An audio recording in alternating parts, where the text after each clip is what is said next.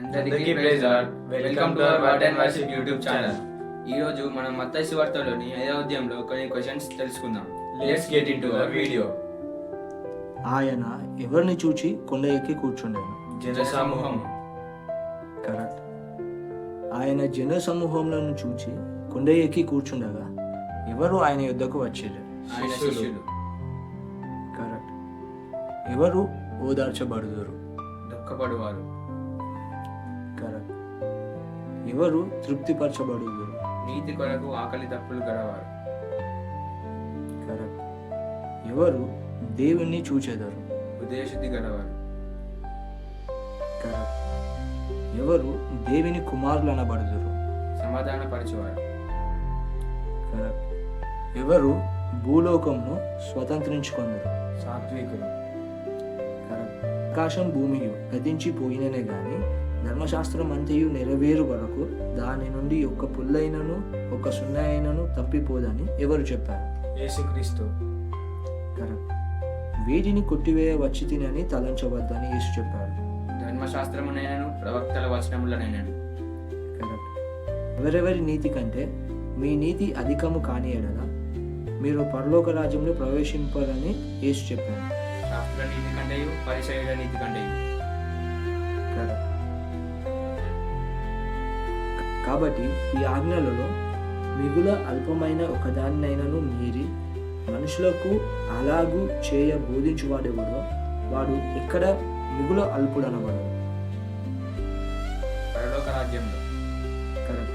నరహత్య చేయువాడు దేనికి లోనగును? విమర్శకు. కరెక్ట్. తన సహోదరుని చూచి వ్యర్థుడా అని చెప్పువాడు దేనికి లోనగును? మహాసభకు. ద్రోహి అని చెప్పువాడు దేనికి లోనగును? నరకానికి. నీవు బలిపీఠం వద్ద నర్పణము నర్పించుండగా నీ మీద నీ సహోదరునికి విరోధం ఏమైనాను కలదని అక్కడ నీకు జ్ఞాపకం వచ్చినదా అక్కడ నీ బలిపీఠం ఎదుటనే నీ అర్పణను విడిచిపెట్టి వెళ్ళి నీ సహోదరునితో ఏం చేయవలను? సమాధానపడము. కరెక్ట్. తన భార్యను విడనాడు వాడు ఆమెకేమి ఇవ్వవలను? పరిత్యాగ పత్రిక. కరెక్ట్. నీ కుడి చేయి నేను అభ్యంతరపరిచినదా దానిని ఏం చేయవలను? నరికి వేసి నీ వద్ద నుండి పారవేయము. కరెక్ట్. ఆకాశం తోడని ఎందుకు అనవద్దు? అది దేవుని సింహాసనం. కరెక్ట్. భూమి తోడని ఎందుకు అనవద్దు? అది ఆయనది పాదపీఠము. కరెక్ట్.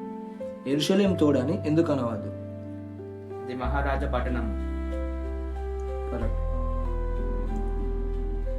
నీ మాట అవునంటే అవును కాదంటే కాదు అని ఉండవలను. వీటికి మించినది ఎవరి నుండి పుట్టినది? దృష్టి నుండి. కరెక్ట్. ఒకడు 1 మైలు దూరము రమ్మని నిన్ను బలవంతం చేసిన కదా వానితో ఎన్ని మైళ్ళు వెళ్ళవాలని చెప్పాను? 2 మైళ్ళు. కరెక్ట్. పరలోకమందున్న తండ్రికి మీరు కుమారులై ఉండనట్లు ఎవరిని ప్రేమించమన్నాను?